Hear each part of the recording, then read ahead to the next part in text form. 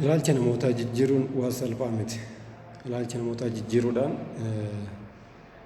biyyattiin gara guddinaatitti karaa hundaanuu guddinaan akka tarkaanfattu akka tattaafattu gochuun ni danda'ama.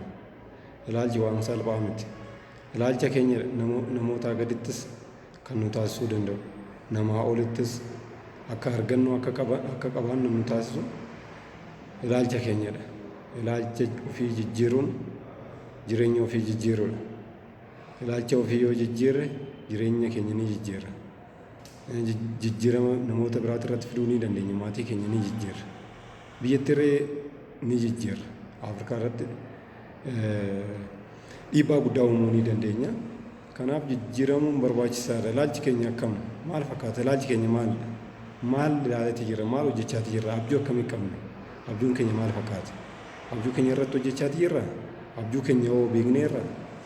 Kanaaf namoonni ilaalchi isaanii sirrii ta'e yeroo hojiin isaanii dirree sirriidha. Ilaalchi isaanii namoonni ilaalchi isaanii sirrii ta'e wanti abjootan irree abjuu isaanii galmaan ga'uudhaaf baay'ee daandii kan qabatee fi kan nama gammachiisu kan biyyattiidhaafis bu'aa buusudha. Kanaaf ilaalchi keenya haa jijjiirru. Ilaalchi keenya jijjiiruun waan salphaa miti. Dhugaas hin jedha. Namni ilaalcha isaa or perceptionii isaa hin jijjiirre tokko guddachuudhaaf baay'ee ulfaataadha. Yoo guddates deebi'ee too'ee bakkuma dura dhufetti deebi'uu ni danda'a. Maaliif ilaalcha cimaa qabaachuu dhiisuu danda'a waan ta'eef. Namoonni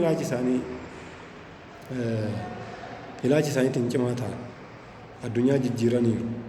Abjuu gurguddaa waan qabaniif ilaalchi isaanii addunyaa jijjiiruudhaaf. Maaliif nuti addunyaadha waan taaneef namni addunyaadha. Addunyaan sammuu keenya keessa jiru seeraan yoo itti fayyadamne wanta haasofnu wanta ofitti haasofnu yoo seeraan itti fayyadamne wanti nuti hin jijjiirre hin jiru. Kanaaf beekumsaan tarkaanfachuun ilaalcha keenya sirreessuun baay'ee barbaachisaadha. Yeroon itti muka dhaaban inni sirriin waggaa 10 irraa ture jedhama. Namoonni waggaa 10 irraa muka hin dhaabne yeroon carraa lammaffaan itti dhaaban har'adha. Kanaafuu jijjiirama keenya fiduudhaaf har'adha nuti ilaalcha keenya jijjiiruu qabna. Kanaafidha rakkinni keenya karaa hundaanuu bal'achaati kan dhufe. Ilaalcha keenya jijjiiruu waan dadhabneefu.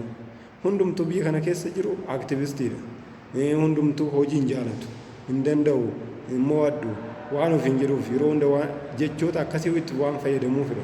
An deebi'ee too'ii paaralaayizii ta'ee hojii hojjechuu dadhabe. Kanaafuu jijjiirama fiduuf ilaalcha keenya jijjiiruun baay'ee barbaachisaadha. Ilaalcha keenya yoo jijjiirre wanti nu dhorku tokkollee hin jiru. Firii ilaalcha keenya isa kaleessaa an karoorfannedha anarra nyaachati jiru. Firii isa boruu immoo har'a karoorfannee murteeffannee too'ii carraa lammaffaa kanatti fayyadamuun barbaachisaadha waan ta'eef ilaalcha keenya haa jijjiirru. Ilaalcha keenya yoo jijjiiramne yoo jijjiirre abjuu gurguddaa qabna. Abjuu keenyas galmaan ga'uudhaaf duubatti hin deebinu. Waa'ee salphaa keessaa baanee too'ii yeroo keenya osoo hin gubin bakka barbaannetti bakka deemnutti waan adda addaa ilaaluudhaan hojii adda addaa hojjechuu ni dandeenya. Hojii bakka deemnutti namoonni ilaalchi isaanii jijjiirame bakka deemanitti hundumaa hojjechaati deemu, hojjechaati to'atu. Kanaaf haa kaanu, haa hojjennu, haa jijjiirramu. Hamma nuti yoo hin jijjiirre eenyutu nu jijjiira biyya keenya? Hamma yoo hin taane yoom ta'a? Kanaaf walaa hubannu, walaa caqasu, waliin haa hojjennu. Kaampaanii gurguddaa biyya alaatirraa teenyee eeggachuu osoo hin taane kaampaanii warshaa gurguddaa dhaabuu kan dandeenyu sammuu keenya keessa jira. Ilaalcha sammuu keenyaa haa sirreessinu. Guddaa galatoomaa horaa bulaa.